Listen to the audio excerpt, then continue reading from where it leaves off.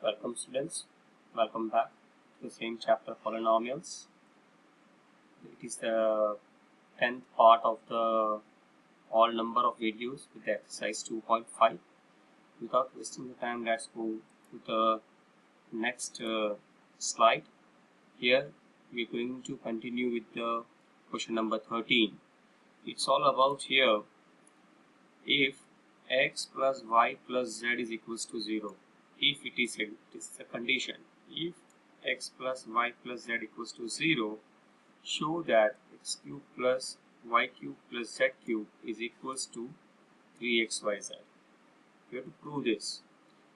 Before doing this, we know that the formula, this is the formula, x cube plus y cube plus z cube minus 3xyz is equals to x plus y plus z into x square plus y square plus z square minus xy minus yz and minus zx. This is the formula. Let me tell you, this is the formula. So, we'll write F for the formula. This is the formula. In this formula, if the value of x plus y plus z is equals to 0, then we can write this whole formula, rewrite as x cube plus y cube plus z cube. These minus 3xyz goes to next hand side becomes plus 3xyz.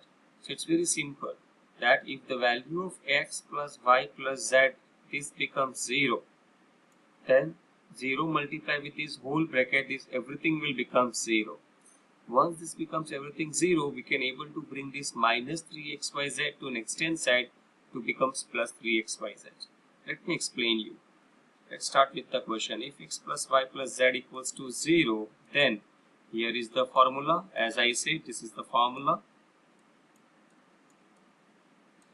This is the formula. In this formula, here in place of this we will write 0. So we have mentioned here 0. 0 with the bracket will give you 0. So x cube plus y cube plus z cube minus 3xyz equals to 0. Bring this one to next hand side to become plus 3xyz. So hence it is proved, we can say.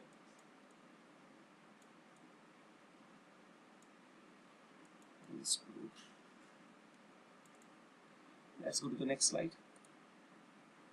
Again, here without actual calculating the cubes, find the value of each of the following. Here is the question: minus 12 cube plus 7 cube plus 5 cube. Here this is the value of x, this is the value of y, and this is the value of z. So, all we can say here, this is the value of a, this is the value of b, or this is the value of c. So, here we have mentioned the values from the question, and let's check on adding all these values of a plus b plus c. If it becomes equals to 0, then we can write that a cube plus b cube plus c cube equals to 3a, b and c. So we're going to multiply all these numbers in order to get the value minus 1260. I hope you're understanding. Here this is the value of a, this is the value of b, this is the value of c. On adding this value, we getting what here? We getting here 0. It means if value of a plus b plus c is equal to 0, we can write it as a cube plus b cube plus c cube equals to 3abc. So simply we will keep the value of 3 here as it is. Value of a is minus 12, value of b is 7, value of c is 5 equals to minus 1250. Let's go to the next slide. Here, give the possible expression of length and breadth of each of the following rectangles whose area is mentioned here. This is the area of the rectangle. As we know, we have already seen in the previous exercise about the splitting of the middle term. I taught you. Here it is the same. We're going to do the same here. This is, we first multiply, here 3 terms are there total, 25a square minus 35a plus 120. So first is, we have to multiply this 25 with this 12. It will gives you 300.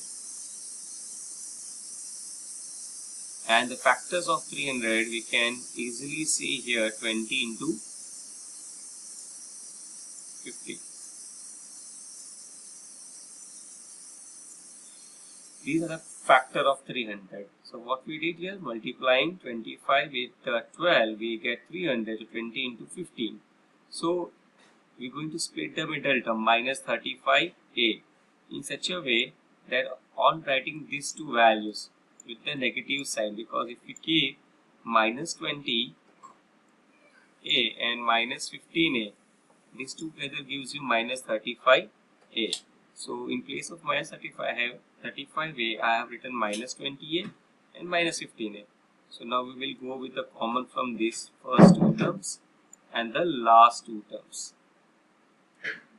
Here the 5a I have taken common, so 5a minus 4 will be left from the first above bracket, and similarly here minus 3 is taken as common, so 5a minus 4 is left. Since minus 5a minus 4 in the bracket are twice, we will write one time, and remaining 5a minus 3 will be another time. So here the value of this is the length and this is the breadth. Thank you. Next, the last one, question number 16. Volume is given and we have to show the possible expressions for the given dimension of cubes. Possible dimension of the cubes whose volumes are given. The first question is this, here it is. So what we can do it from here, we can take out 3x common. So we will simply left with x minus 4. So I can write this one as 3 into individual x minus 4. So this is the length, this is the breadth, and this is the height. I hope you got this. Now from last 4 slides, in each slides I have mentioned some homework, one questions that you have to do. And if you don't know, then I will make you solve, as I said in all the slides, on the board once the school will be open.